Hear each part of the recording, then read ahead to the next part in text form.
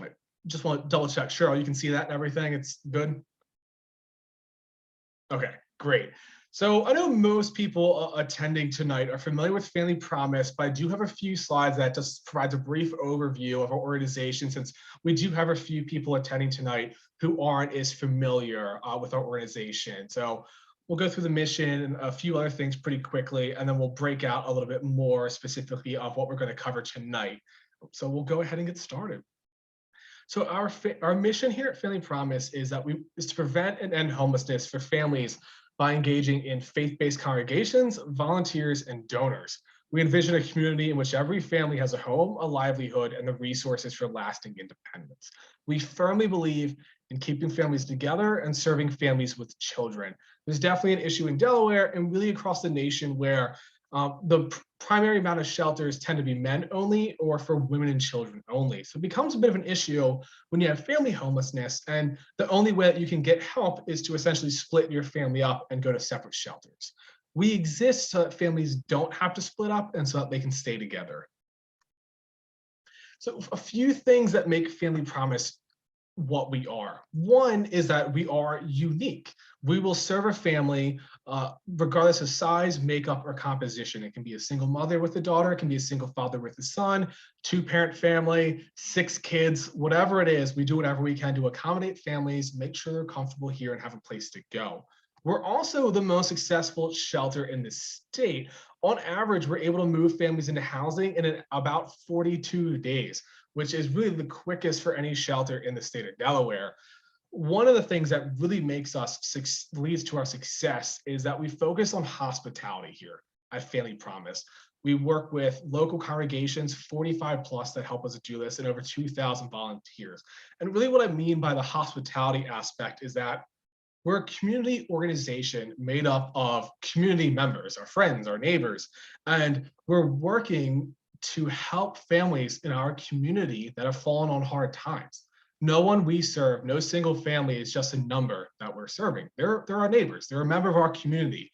And this mindset and this community mentality really does have an aspect on our families staying here. We've had families tell us that, and it's one of the primary reasons that we're so effective at what we do. We're also extremely cost effective. For every dollar donated, we generates $3+ of program impact because of leveraged donations and volunteerism. And I'll also mention that for every dollar donated to Family Promise, 85 cents of that dollar, 85%, goes directly to families and program benefit. And then finally, we are also essential. 1 in 30 kids in Delaware experiences homelessness each year. And 1 doesn't sound like the highest, but 1 out of 30 is pretty darn high. And we believe that no child in Delaware should experience homelessness. And we believe every child in Delaware deserves a roof over their head every night. That's what we strive to provide. So we'll do a quick mention of our programs. So we have 4 programs here at Family Promise. We have 2 shelter-based and 2 community-based programs. We have the Rotational Hospitality Network. It's our premier program. We're able to serve 4 families and up to 14 individuals at any given time. And this is due to our partnership with local congregations that actually host families and provide the shelter directly to families in their places of worship. The Hospitality Center is a little bit different in that it's a static-based shelter. We do still partner with local congregations, but in this case, the local congregations don't host the families in their places of worship, but they do provide meals for the families every night that the families are staying in our shelter. Now, the Hospitality Center can serve up to 6 families and 20 individuals at any given time. Now, we do also have 2 community-based programs. And the primary reason for having these 2 community-based programs is that with any shelter, you're limited by your capacity, by how many families you can serve. If you have 6 units, you can serve 6 families. But the community-based programs aren't limited by space, which is what makes them so wonderful. We have the Pathway to Housing, which is a program. We have a case manager who works with families who are homeless. And they can be in any situation of homeless. They can be staying in motels, it could be another shelter, or they can be on the streets. And what we do is we connect these families with one of our case managers who helps them identify housing, pay for housing, and eventually sustain and stay in that housing for So basically, we'll work with them for 12 months to ensure that they're able to live on their own in housing sustainably for the long term. Now, our other community program is the Pathway to Shelter Diversion. And as the name suggests, our primary mission in that program is to divert families from shelter altogether. And we usually do that. It's a little more upstream before families tend to be coming to shelter. We'll have a case manager work with them and either help them stay at friends and family or remain in their unit altogether so they won't have to come to shelter. So as a quick, brief overview of all of our 4 programs, and it felt fitting to mention that over the past 3 years, those 4 programs I just mentioned served 421 families comprised of over 1,400 individuals. And of the 421 families we served, over 82% ended up securing permanent housing. So our impacts cannot be understated. And in the same vein, we're also being extremely effective in moving families we're serving into permanent housing. So this is basically going to be that was my brief introduction of Family Promise. Now we're going to talk a little bit about our roadmap for the rest of this presentation. We're going to talk a little bit about COVID's effect on our programs, new partnerships that we engaged in this past year as a result of COVID. And we're going to have a discussion on some of the challenges we faced in 2020. We'll also talk about and review the outputs and the outcomes that we have for 2020. We'll look at our financials, talk about income, revenue, and our expenses. And then after that, we're going to talk a little bit more in depth about how our programs are doing so far in 2021. And I'll hand that over to Wendell, because I'm sure by then you'll all be sick of hearing my voice. And then finally, I'll hand it over to Cheryl, and she's just going to close us out and talk about where we're going to go for the rest of the year, and then provide some closing remarks. And before I get going further, I do just want to mention that if anyone has any questions, feel free to drop it in the chat. And Wendell, Cheryl, and I will also be sticking around for a little bit after we wrap up the presentation in case anyone has any questions. Okay, so COVID-19 and shelter. So shelter, as I mentioned before, it predominantly is our 2 main programs, the Hospitality Network and the Hospitality Center. So I'm just going to talk a little bit about how COVID-19 affected both of these programs in 2020. The Hospitality Network, COVID-19 definitely had a pretty big impact on it. I know a lot of you know that our traditional model temporarily had to close down for 2020 at the very beginning of the onset of COVID-19. Now, the primary reason for this is because the Hospitality Network relies heavily on local congregations to actually provide the shelter for families staying in our programs. So it's unfortunate, but it is understandable that our local congregations weren't able to partner with us and provide this service. So it did shut down for about a month or 2 until we were able to figure out how to offer alternative emergency shelter options for families we were serving.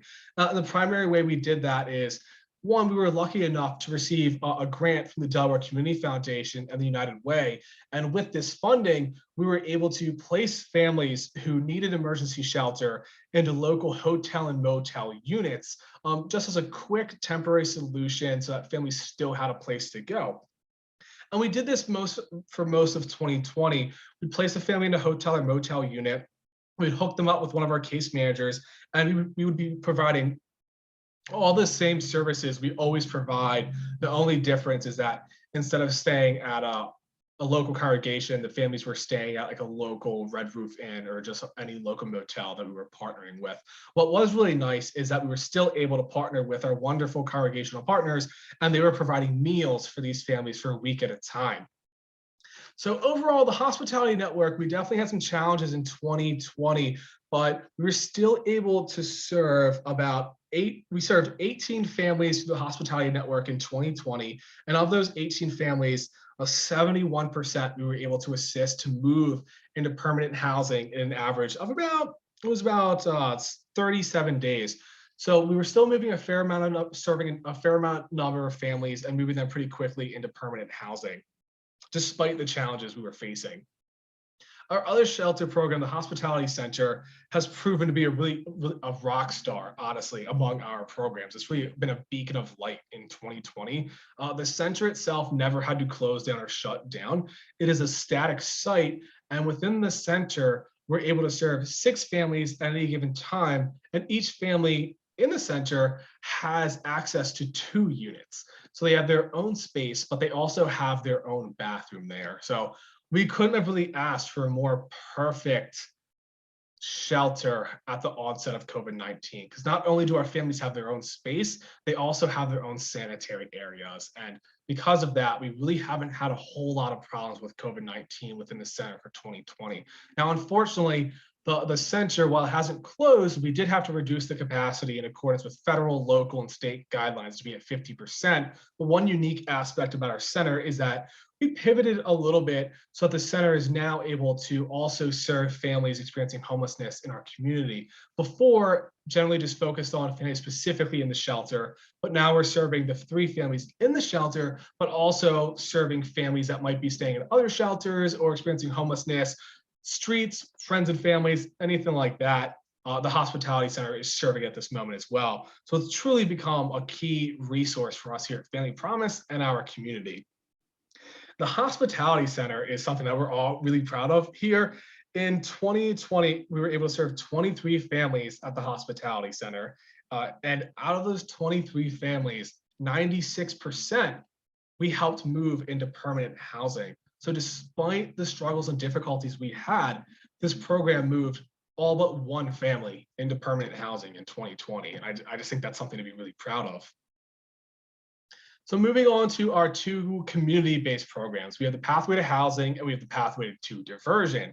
And both of these programs did not have to shut down in 2020. They actually did quite the opposite. They both remained operational for the entire year, and we were actually able to scale up both of these programs to help some of the need that was born out of COVID-19. And again, the primary reason is because these programs aren't limited by space.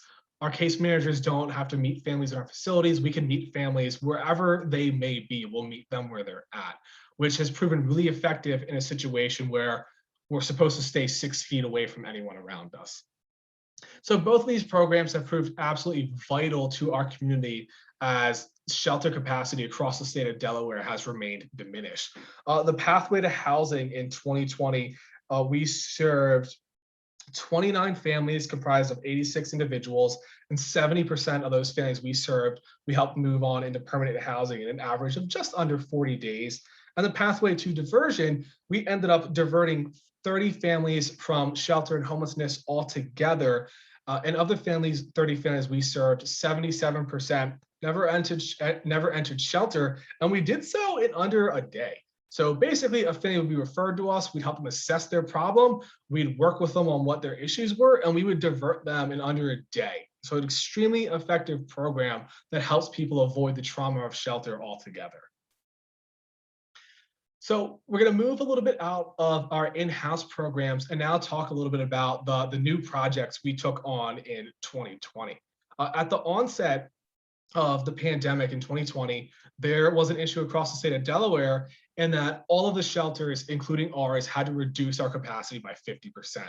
So the state was left in a situation where the shelter beds have been drastically reduced. So to figure out what to do, state got together with other local jurisdictions, and they decided the most prudent option at the time was to move families and individuals who were experiencing street level homelessness into local hotel and motel units. And they did it, one, to make up for the lack of shelter capacity at the moment, but also to help individuals, basically to help stop the spread of COVID-19. So there would be less individuals kind of walking around the streets who might be infected with COVID-19. Placing individuals in hotel and motel units kind of quarantines them a little bit. So it was a twofold effort. So the state, the county, Newcastle County, and the city of Wilmington have all done this. But there's an issue when you move lots of people into hotel and motel units. It's great to provide shelter for these families and individuals, but the people staying at these units essentially kind of find themselves in a little bit of limbo. They're kind of in between. They're not necessarily really homeless anymore, but they're not housed either. And we don't want to see anyone who's placed in a motel unit return to homelessness. So the county, the state, and the city, they all approach Family Promise because we are known as one of the most effective providers of shelter and resources and case management resources for families experiencing homelessness. So since about May of 2020, we have been working to serve the hundreds of families that the state, county, and city placed into hotel and motel units. And we've been working our tails off to move them from these hotels into permanent housing. And it has been difficult. We'll talk about the challenges later of serving families in a COVID world. But this program, next to our joint efforts of us, other providers, and the state, county, and the city, it was able to serve 156 families in 2020. So it has proven to be a very effective program and a very needed program considering the kind of year we've had. The other major program that we're very excited to talk about that we signed on for in 2020 was the Hope Center. Now, I'm sure most people attending this webinar are very familiar with it. But back in November of 2020, the Newcastle County government had quite a lot of money from the federal government that they had to spend on COVID-19. They chose to spend that money on the Sheraton Hotel that happened to be up for sale at the time. And the whole reason they wanted to purchase the hotel was to provide shelter for families and individuals at a time when shelter still remained reduced across the state. It's still about 50% to this day. So the county used their funds to purchase the Hope Center, and they began moving families and individuals in pretty quickly. But they also ran into the same issues that Project Hope hit, is that it's a fantastic resource for providing shelter, emergency shelter for families and individuals, but you don't want families to stay there forever. There's got to be a mechanism and a component that works with the families and individuals staying at this hotel, at the Hope Center, that helps them move into permanent housing. And we don't want them to stay in there forever, and we don't want them to be in limbo. So that's when Family Promise came on. In February, we signed on to provide case management resources and for every family staying at the Hope Center, which is pretty awesome. I'm pretty excited myself. I know Cheryl is, our whole staff is. We have a case manager working on site and a bunch of other wonderful things that I'm going to leave to Wendell to touch on a little bit later. But so far, the Hope Center has been extremely impactful for our community. And again, we're just happy to be involved. So I'm going to talk a little bit about the challenges that we've been experiencing in 2020 when it comes to serving families. And I do want to mention this just because it's good to talk about, and it's good for people to understand the kind of environment that families experiencing homelessness are facing when they're trying to change their lives and change their situation. So the first thing we're going to talk about is there's honestly just a very severe lack of affordable housing in the state of Delaware right now. Before the pandemic hit, we were in an affordable housing crisis, and really the nation is too. It's not something that's exclusive to Delaware. Before the pandemic hit, out of 100 units available, only 36 were deemed affordable for extremely low income renters. So we have this situation where low income renters are already fighting for a small number of units. There's not many units that are affordable. With the pandemic coming on, we now have a situation where a lot of people's incomes and a lot of people's livelihoods have been disrupted, and they're much worse off than they were a year ago. So now we have extremely low income renters, and even middle income renters who are all now vying for 36 units that are affordable at an extremely low income renter's annual wage. So we have this situation, we have intense competition for such a small select number of units, which isn't good for, it really isn't good for anybody. This intense competition leads us into my next point, which is the increasing price of rents for the last year. This intense competition has led many landlords to increasing the price of their rents over the period of since COVID-19 began. We were crunching the numbers fairly recently, and we spent 17% more per family in 2020 compared to 2021. And it's because landlords know people need housing at the moment, and there's not a whole lot we can do about it. This is an anecdotal example, but I think it's good to mention. Speaking with one of our case managers, they mentioned how a landlord we usually work with, and they're very open to renting to families that we're serving. In a normal year, for any one of their units, they would get about 3 to 5 applications. This case manager mentioned how since COVID-19 hit, a similar unit that would become vacant would get anywhere between 30 and 40 applications. So we're in a situation where the demand for affordable units has skyrocketed. And because of this, the price per unit has skyrocketed. That, in conjunction with high unemployment, is making it just extremely difficult to house families in Delaware at the moment. And again, it's not something exclusive to Delaware. Every other state is experiencing just as what we are here. So with that, I do want to move into our outcomes for the year. I am very proud to say that despite all the challenges we faced in 2020, we were still able to serve 128 families throughout the year. And of those 128 families, they comprise 425 adults and their children. And on average, we were able to move out 77% of these families into permanent housing in an average of 42 days. The 42 days is a mild increase from our average in 2019. And that's generally just because it has become increasingly hard to serve families this year. Our positive outcomes has decreased by a few percentage points, but given all the challenges we faced, we're still very close to our benchmark of 80%, which we try to hit every year. And 77% is pretty darn good in my eyes, considering everything that we've been fighting this year to get families housed as quickly as we possibly can. And then just one other thing to mention is that as it stands right now, we still have 27 host congregations that we're still partnered with, 19 support congregations. So overall, 46 congregations are still supporting our efforts, volunteering in ways they can, and really helping to make the difference so that we can still effectively serve families. So with that, I want to move on to a breakdown of our revenue. So for 2020, we broke out our revenue in four main categories, our four primary funding sources. We have government, individual and congregations, corporations, and foundations. You'll notice that government is definitely where the overwhelming majority of our funding comes from. But I do want to mention that in that category, it's not a single source from a government entity. We receive funding from various levels, federal, state, and local. And then even among that, for example, we'll receive funding from the state government, but it comes from different departments. So it's one big block of government funding, but in that block, it's really funding from different jurisdictions, state, local, and the federal government. Our second largest source of revenue is from individuals and congregations. We have wonderful donors, supporters, volunteers, and absolutely wonderful congregations that are signed on to our mission. Without them, we wouldn't be able to nearly serve as many families as we do each year. It's really their impact that helps us do what we do year in and year out. And then below that, we have corporations and foundations. One of our goals in 2019 was really to increase the amount of revenue and funding we received from corporations and foundations.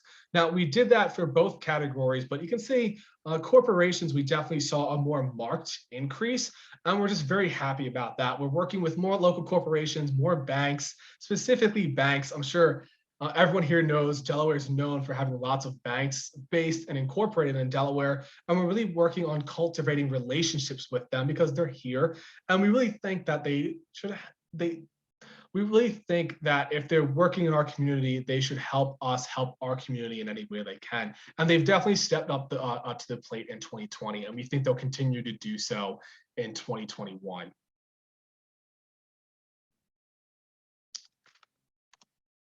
Oh, sorry, give me 1 second. Okay, so one of our main goals in 2019 regarding our finances, and for anyone who remembers in 2019, for our financials, we actually posted a deficit for the year. That was primarily caused by overspending on benefits for families. And specifically what that means is the money we spent to help get families into permanent housing. One thing we're extremely proud of in 2020 is that we were actually able to get back in the black for the entire year. It was one of our main goals. You can't have a nonprofit that operates year in, year out while posting a deficit. And in 2020, despite all the challenges, despite everything Fannie Promise faced, we were actually able to turn a profit by $200,000. And I specifically mentioned the number because our deficit in 2019 was $200,000. So thanks to everything we've been able to do in 2020, we've been able to get back to where we were at the 2018 in terms of our financials. So we're in a pretty good position starting 2021 to continue serving families.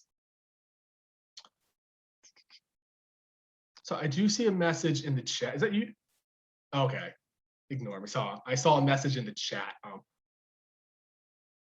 So I do see a question from Kimmit Waters, and she's asking what percentage of people at the Hope Center are families versus individuals.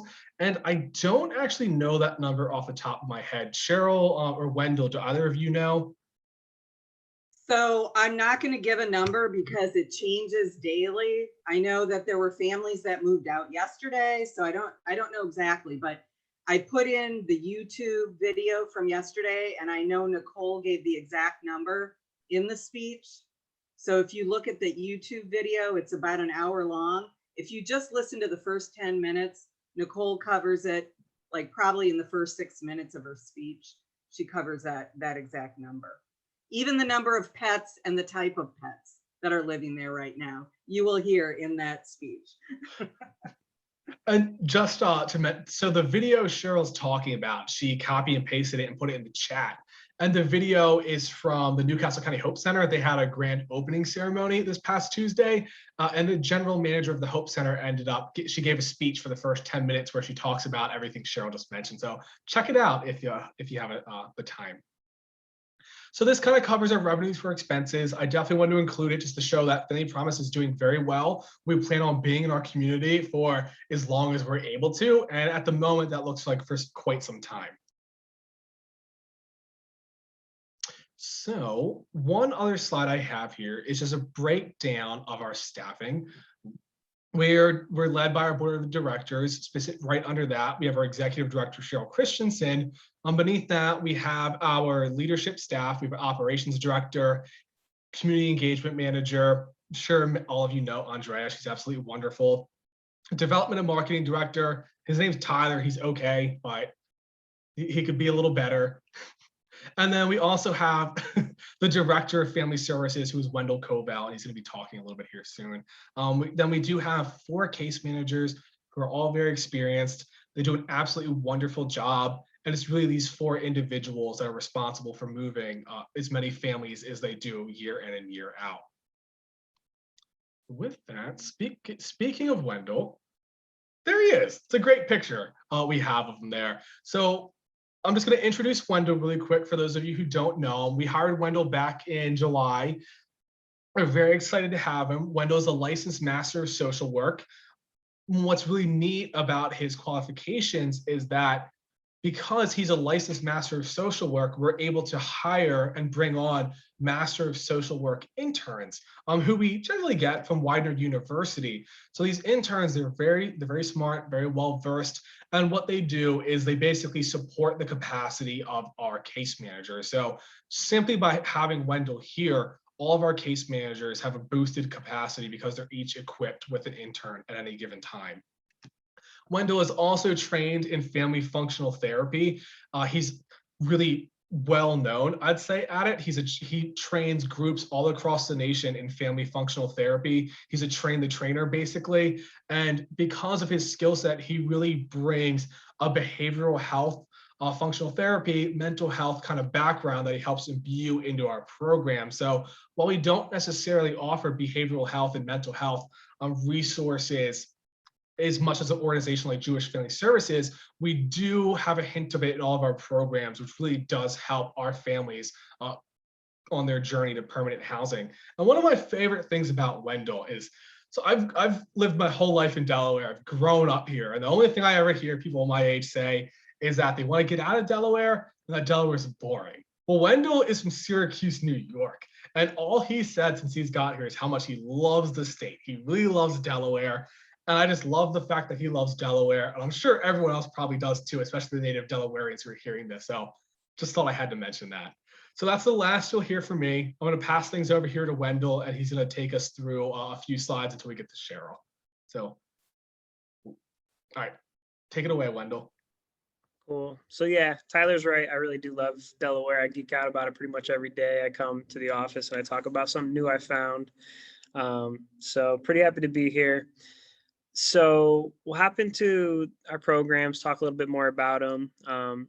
And so shelter updates, this has been an area we've had to pivot a few times during the pandemic. Hasn't been the easiest to figure out. So what we've had to do is reduce capacity for the hospitality center, or for the hospitality center, while also utilizing some space from the network over there. And so right now we're currently serving 6 families, 2 that are emergency services and the other 4 that fit under transitional at the hospitality center. Um, and we're hoping that over time, as staff get vaccinated, as families get vaccinated, we continue to increase that capacity. But for right now, with that kind of limited set, we're looking to serve hopefully 30 through our hospitality center and 20 through our network to bring 50 altogether for the shelter. One of the biggest bummers about that is we haven't been able to have the volunteer involvement that we've had in the past, especially with the network and things like that. And so as we work to get our capacity up, we're looking forward to bringing more about volunteers back into the fold in different ways again. So.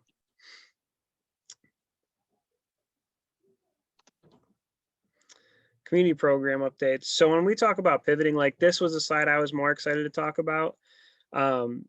When we say that our community programs remain scaled up, that is quite the understatement. So when the pandemic happened, we made a lot of changes, and Cheryl made some like major moves that helped keep us in good standing. A lot of other nonprofits are not in the situation we're in right now, but we have become very essential to our community partners. And so while shelter capacities dropped, our community programs are really up. And so we're looking to serve at least 200 people through all our programs, but 150 or more are going to come from our community programs. And so right now, Pathways to Housing is the rapid rehousing program. We estimate that that's going to do at least 45 families. Our CARES Act, which is our huge project that Cheryl navigated for us in the beginning, that's where we look to serve maybe 70 of our families through rapid rehousing and the different programs that I'll get to when we get to the next slide. And our diversion program has expanded, but now we're working with all of our case managers to divert families. And we believe that we'll probably serve 35 or more families through diversion throughout the year. But the bottom line is that the community kind of needs us more than ever. And so we're constantly being tapped on the shoulder to say, hey, can you guys do this? Can you come here? Can you work this project? And so I wouldn't be surprised to see the numbers continue to trend in positive directions, but this is really where we're heavy and where most of our work and energy is right now, I think. All righty, so these are the special projects. These are really cool. So Project Hope, that is the original CARES Act program that we got involved with. And so that was where, when the pandemic hit, we had a lot of families that were spread across motels throughout Newcastle County. And the county realized, like, hey, this is a problem. These families really need a lot of help. We got to get them back into housing, back on their feet. They worked with Cheryl and with our agency to say, can you guys be the ones to get these families out? And so we did that, and we've done an awesome job with that. So we have a dedicated case manager to it now. When we first started, we had all 4 case managers on that in tandem with their old caseloads. So we ended up moving 39 families to this point since the pandemic started out of motels across Newcastle County. And we have probably 20 more referrals right now, but we're going to continue to get those as we continue to get more and more funding to handle the projects. From that, though, really birthed this relationship with the county where when Hope Center came online, they said, can you guys come do the same thing you're doing for Project Hope at Hope Center? And so a lot of hope in those 2 statements because the projects are so similarly named that I mess them up all the time. But before I get into that, that's Felicia right there. Probably one of my favorite top 5 people in the world. So she's been awesome. She has been on this, and that face she's making right there in that picture is full of love, but also that is someone that did 31 intakes in the last couple of weeks. And so she's got 30 plus families she's working with right now at the Hope Center. She has dedicated office space there, and I've assigned 2 interns to help her with that caseload. We've also asked them to come on an additional day, which they're working on saying yes to. So we're in it for the long run. They're giving us more office space. They're connecting us with the furniture, and they're really happy to have us there. So it's the start of something really cool, but it's also nice to be connected to such a huge project for the entire state of Delaware. We've already had a couple families that Felicia's finished the intake with, got through, that she's gotten housed. And so county's happy, we're happy, and we think that that's going to be going in just a really cool direction. But on week one, that was her working in a hotel lobby out of just one of the booths. And so she's very happy to be in an office space over there now and being able to stretch out a little bit more. So Awesome. Thank you, Wendell. And so with that, I'm going to hand things over to Cheryl, and she's going to talk a little bit about just what's coming up in 2021.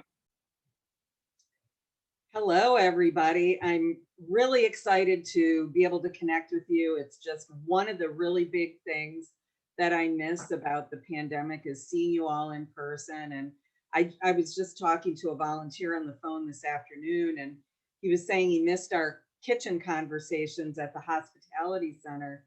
And so we were catching up a little bit. And I said, well, and I kind of miss those meals being delivered to my office when I'm working till 6. So I can't wait to have you all back soon, and just really excited to pull you all back in. And you're definitely the secret sauce that's missing with our families. Our families are successful in moving out and really benefit from being cared for by a community of loving volunteers. It's just so incredibly impactful and important. And you know, you're the ones that make Family Promise Family Promise. You're the family to Family Promise, and it's so incredibly missed, and we can't wait to have it back to some sense of normalcy. So one thing I want to say about the word hope, as we had a number of providers involved in Project Hope in the Hope Center, everyone was getting confused about the word hope being thrown around, even our own agency. So we were the first social service agency brought into Project Hope by the state of Delaware and Newcastle County to help with the families in motels. We were part of the project as a pilot to see how it would go. And shortly after I was brought on, 3 months after everything was going well, as Family Promise came into it. And then downstate, they brought in another provider, which is Catholic Charities, to help downstate. Now they brought in another provider, People's Place, because Catholic Charities couldn't do all of downstate. So now it's split. But we're doing Newcastle County. We'll continue to do that. Because we pivoted and did such a great job, we were brought into the Hope Center project in a major way. And we're really excited to be helping there as well, because our community needs us, and we're going to pivot and work to meet the needs that are in front of us. It's so important that we all understand that these families that are living in Newcastle County are important to all of us, and we want to make sure that they have the chance to live in stable living. And with the Hope Center, for instance, they've been so creative at bringing in people that have their dogs and their cats, and they have a guinea pig, and it's just all great to see how our community came together to make sure that everybody's sheltered. But beyond shelter, we need to get them to the next place. And so that's incredibly important. And we're going to have a lot of work to do this year. As Tyler presented the challenges, we are really facing competition for apartments, where a landlord might have 15 very strong applications for an apartment. The rent has been raised to quite a high level, and our families don't meet the income requirements. Therefore, the landlord is going to pick somebody that's more attractive. And it's an issue we're facing, and that's something we need to continue to work on. So we will be available to all of these projects, but we also want to make sure that we're providing our own shelter. So I learned that the acronym yesterday, the word hope, and the confusion, and now I know we have it straight, but maybe not even some of the other providers from the Medicaid office and the Bridge Clinic and all these other places that are kind of coming in to provide services for families in these two projects. The word stands for Homeless Operations Provided for Everyone. That is what the acronym means for the Hope Center. That's why they came up with it. So it's important. I think it's a good acronym. Homeless Operations Provided for Everyone. So we also looked at some alternatives to shelter and thought, how can we provide shelter for more people, because this is going to be an issue within our local community for years to come. And we looked at a pallet shelter model. We were ready to bring in a pallet shelter model. The Jesus House property, which we rent, our partner there at Jesus House was very open to allowing us to put these pallet shelters on the property, which are basically 100 square feet rental units that come from, they look kind of like those mini pods that are people put in their driveways with nice windows and an air conditioning system and a locked door and windows. We would put 4 100 square foot buildings on that property, and therefore we could continue the rotational shelter on the same property as the hospitality center. Well, it got to the approval process at Newcastle County, and they did not approve the land use. We haven't given up. We are still approaching the county. We're working with our attorney to come up with some changes that the county might accept as a land use change to their policy and allow us to put the pallet shelters in. So we're hoping that that happens, but the closer we get to the end of this year and the potential for congregations opening back up, might not allow us to run a shelter in that way. So we will continue to work on it if we can. And, you know, if it doesn't happen by the end of the year, we'll be hopeful that in 2022, our congregations will open up and, you know, have their loving arms ready to accept our families to stay in their congregations once again. In addition to that, we do realize that shelter will be needed. We'd like to expand. Jesus House is open to us purchasing their property. So we're working out a strategic plan to potentially purchase the property. Wouldn't happen any sooner than probably the end of this year, as we would need to pull together some significant money for the purchase. And then we would potentially build another building on the property to serve additional families. So that's something we're working on.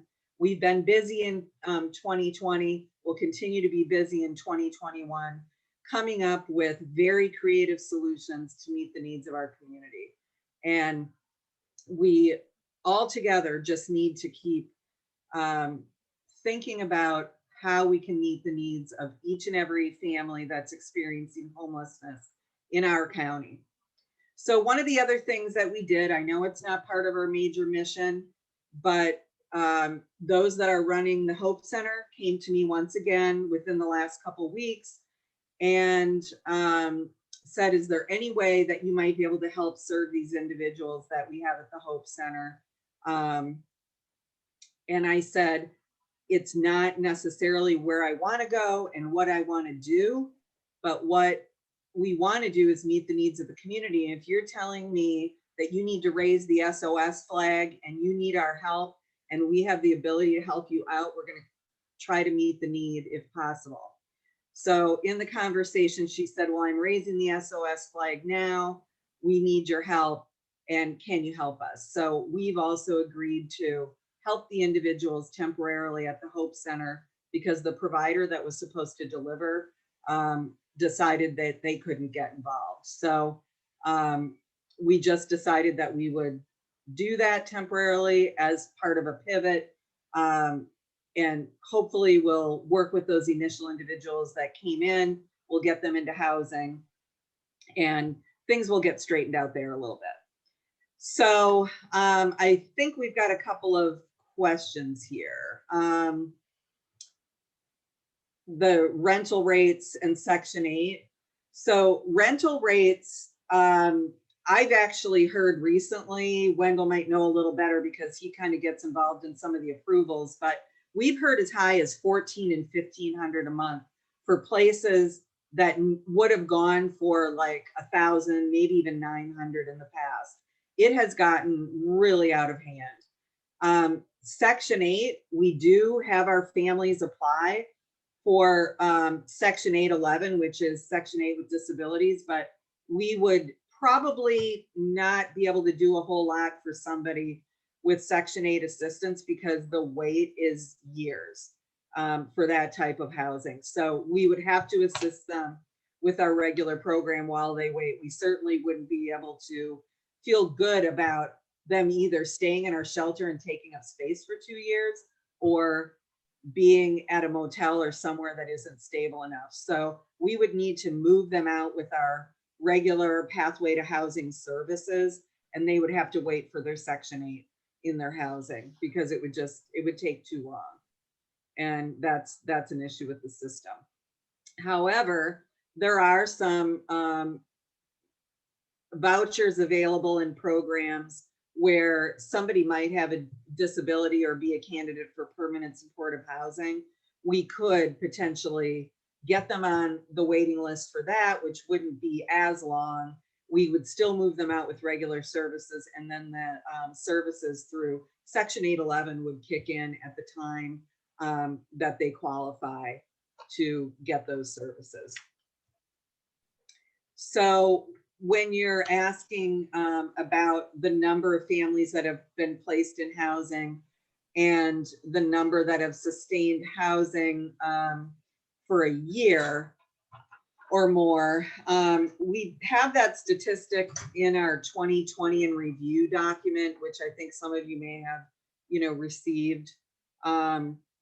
It's about, Tyler might know the exact answer. I think it's, is it 70 remaining in housing? Yeah, so you want to take it, Cheryl? Yeah, is it 77%? 77% is that's we moved this year. We moved 77% of families served into permanent housing, but generally of the families we move into permanent housing, around 90% remain sustainably housed after we move them into housing. And it's a great question, Carol. And one of the reasons we're so effective or one of the reasons our families are so effective at remaining housed after we exit is because our case managers, once they actually move a family into permanent housing, they'll continue to work with that family if necessary for up to 12 more months. And our case managers will help them, apply for jobs, get jobs, improve their education, and they'll help with like any kind of like landlord mediation that might have to take place. Really, our case managers stick around for an entire year to help our families mitigate any challenges they might face, because we believe in placing families into housing, but we also believe in keeping families housed. We really don't want to see a situation of a revolving door of homelessness. So we definitely have policies in place to negate that. So one of the other things that I will say that's a positive that came out of COVID in our community that I am just so grateful for. I have so much gratitude. I have so much respect for all of our partners. And we truly, as a state, we're quite amazing at working together. So I guess Carrie from the county calls me part of her dream team because I was on the original pilot project to figure out how are we going to take care of all this homeless situation that we're dealing with, and we have lack of shelter, and now Code Purple's coming up, and what are we going to do? And we came together with so many people. And I also credit Renee Beeman at the state of Delaware. She's the head of Health and Human Services. She was part of that original core team. And we've pulled together some people on this project. And as a result, we started with day one with Project Hope of having a weekly meeting. And all of a sudden, other people were getting on the meeting. We have the Bridge Clinic providing behavioral and mental health services for the families. We have the Medicaid office wanting to get people connected to health services. We have the Department of Labor program connecting us to having our own liaison for the WonderWorks program to be able to work with families to get them better incomes and get them jobs. just a host of services. The school district making sure the kids are connected for school, have access to online school.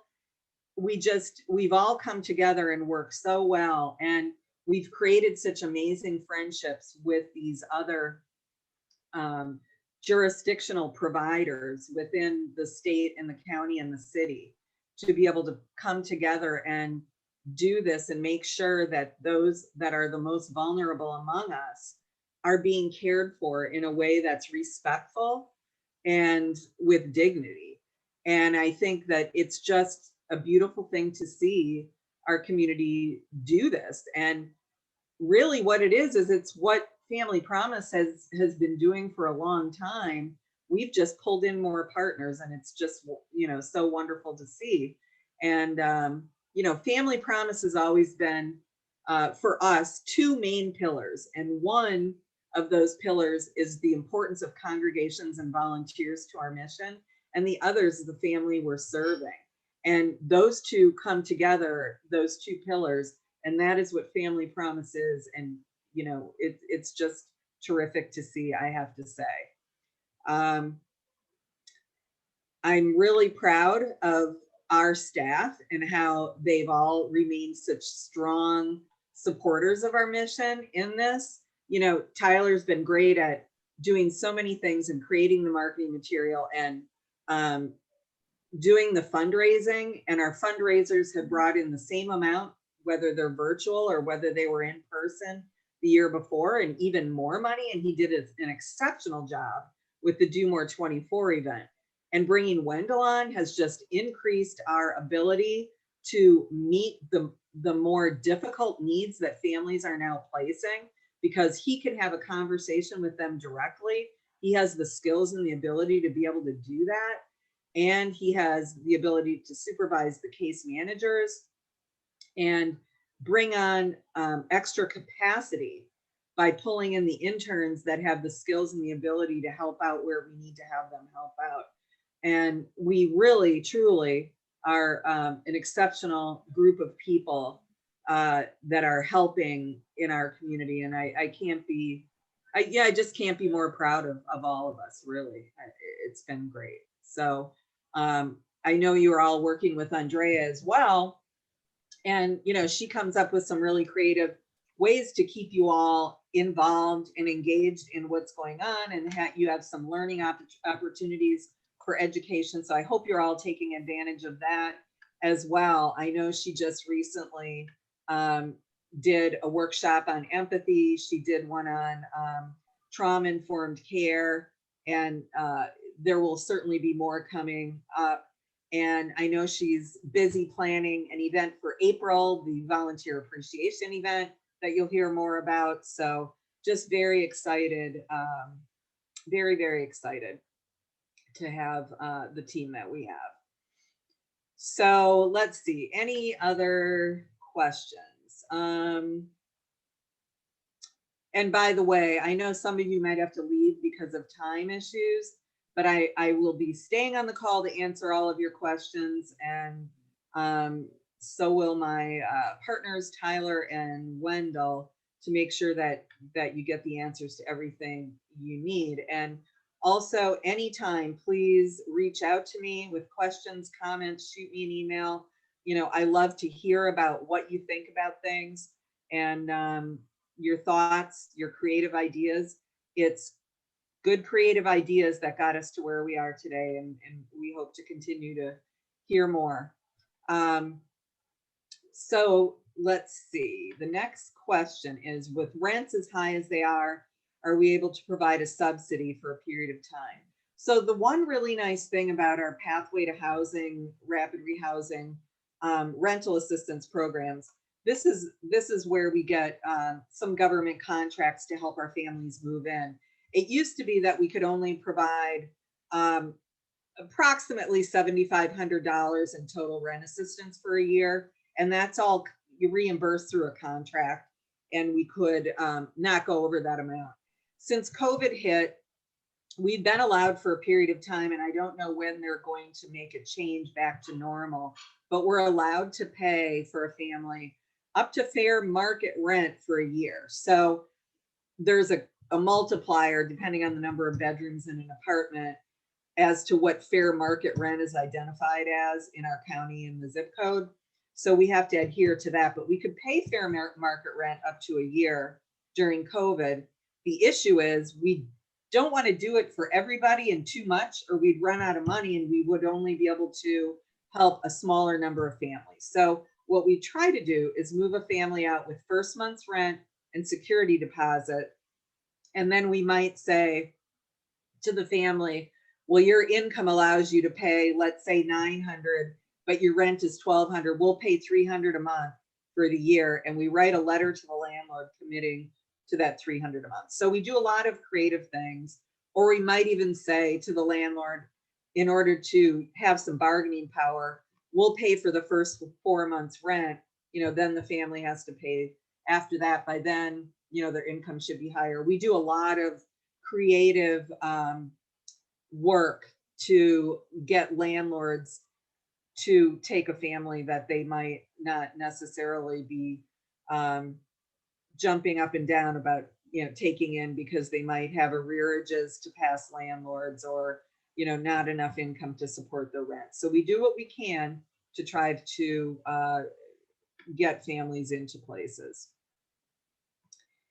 So the Hope Center, as it compares to efforts in other states, it's not necessarily unique. I know that before they decided to open the Hope Center, there was a lot of research, and there were actually conversations with other states about their projects in this way. And I do know specifically that they connected with a project in California to see how it's working out. There isn't enough data yet, or enough of a long running program to say whether it's successful. I believe that the hope is that this is just, and I can't really speak for them, they might change it.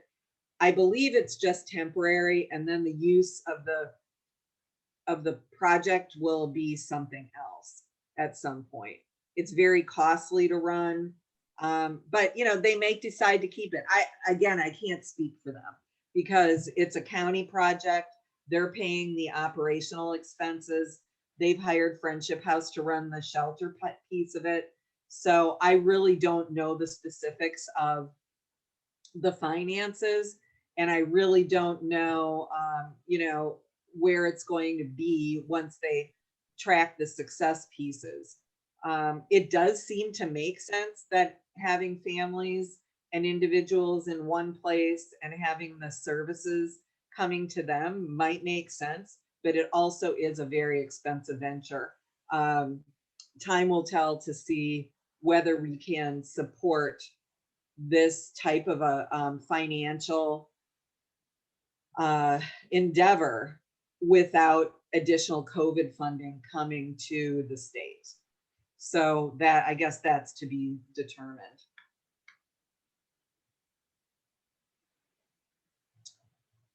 And I guess the other comments were just comments from people that had to run. So like I said, I'll stay on and answer questions as long as you have questions.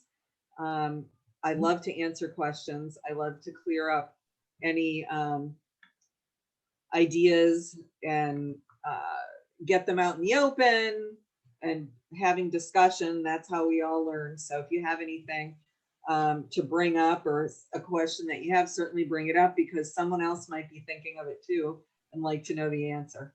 We do have one more question from Shirley Saunders. She's asking, what is the process for a family to be referred to the Hope Center? That's a very good question, Reverend Shirley. So they have had a lot of issues with people truly trying to call up and make a reservation. And it doesn't quite work that way. So the way the individuals initially got placed there was they, on a cold evening or through the code purple, there weren't places open for the individuals to stay that would typically be going into a congregation to sleep when it got cold at night. So that's initially why there was such fervor to get this Hope Center open, so that people would have a place to go when congregations are closed to be able to do Code Purple. So the only way that they could get in would be to go through Friendship House, the regular referral and sign up process, to be able to come into shelter that night. So they had to go through that same process that they've gone through for years and years and years to get in the evening when it's cold into Code Purple. So that's how that was handled. So they initially opened just for Code Purple.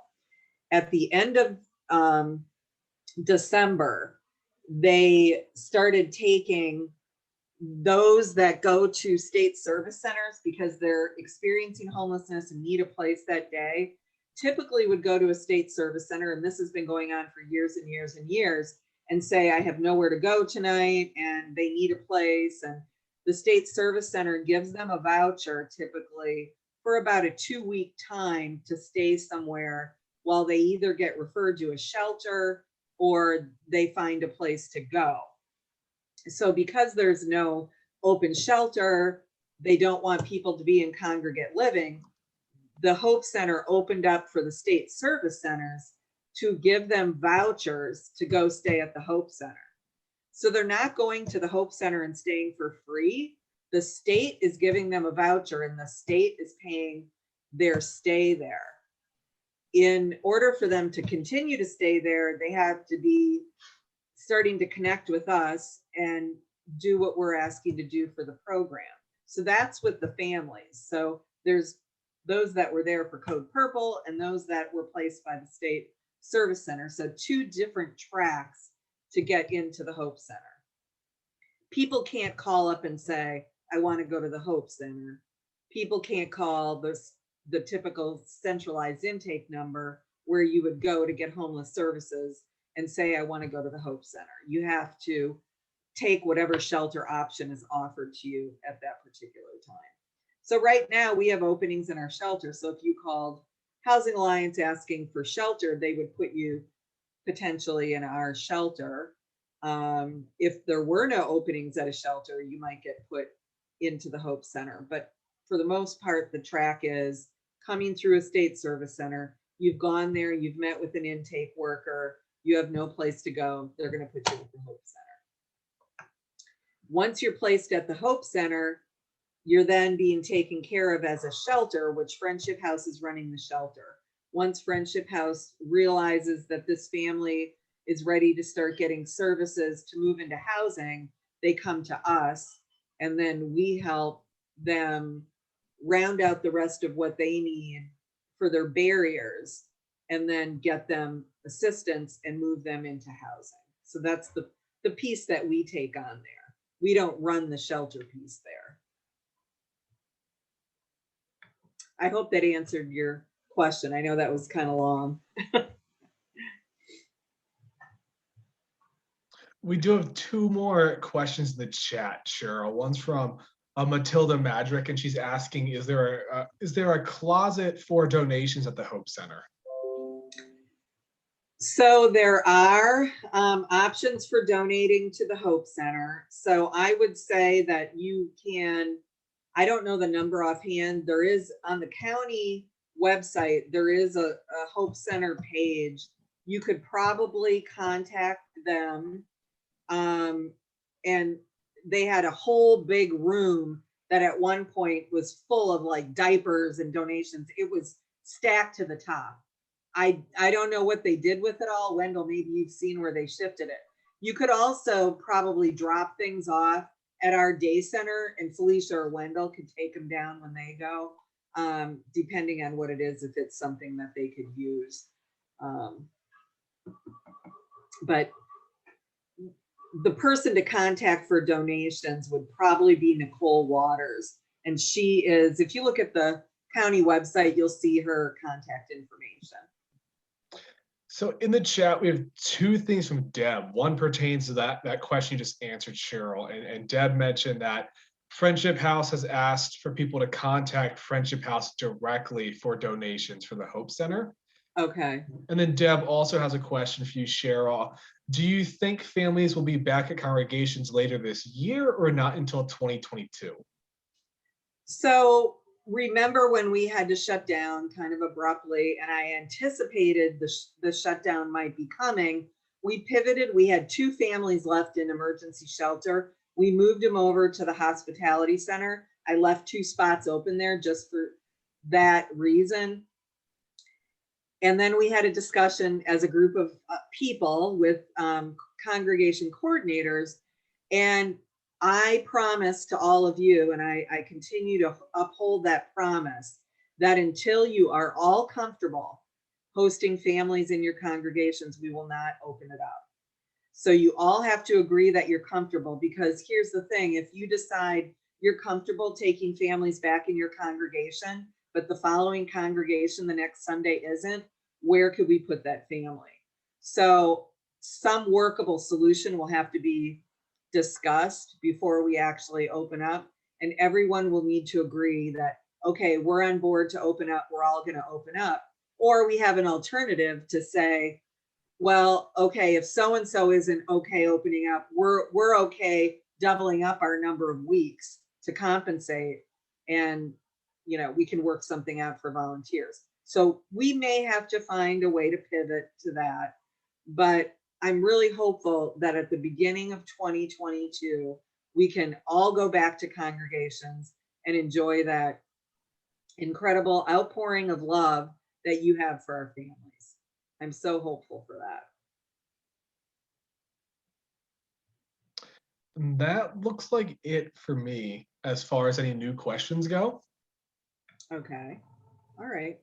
So I'm just really excited and happy that you've all joined us, and I'm so appreciative of the support that you've all continued to give us through all of this. Your prayers are certainly going a long way. Your attention to your interest in stepping in and helping where you're needed, continuing to provide food and supplies for our families has been, exceptional. So we're just so appreciative of that. And again, about these other projects that we're doing, we may at times put it out there, different donations we need for things. So I know the Hope Center has a lot, and you could, if there's things Friendship House needs for shelter, you can, help with that. If it's convenient for you to drop it off for us rather than taking things there, you can certainly drop things off at our day center. We always have staff there that can accept it, get it to the Hope Center. And Project Hope may also have some needs that will be coming out there with. I know initially we were hesitant to take any donations at all because of the COVID spread. And there was a time at which we were doing COVID testing in the parking lots at the Red Roof Inn quite frequently. And we were all sharing and helping out with that COVID testing process. So Wendell was there, I think, for almost all of them. I know Andrea and I went for some. We had case managers coming out. And the one that we did in August, we needed school supplies and backpacks and that sort of thing to give to the families that were staying at the Red Roof Inn. And the families there were so appreciative of those things. And we even had like some snack items, and the kids loved coming by and getting the snacks. So we might be putting some of that out there too, as we get more involved in helping a totally new group of people, as some move out and some more move in. Just one final thing I'd like to mention for everyone still on is I did record this presentation. So within the next few days, it'll be up on our website, and just feel free to share it or let anyone know if anyone's interested from your congregations, they can hop on and check this out.